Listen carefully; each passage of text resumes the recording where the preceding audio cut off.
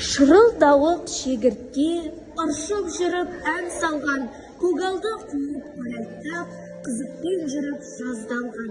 Жазды күнгі жапырақтан, бірінде тамақ, бірінде үй.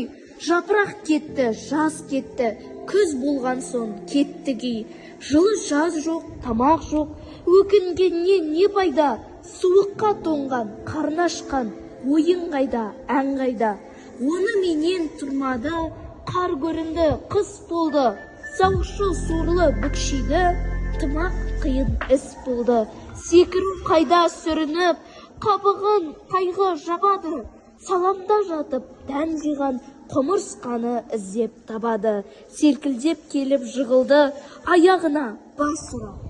Қарағым, жылы тамақ бер, жас шыққанша асыра.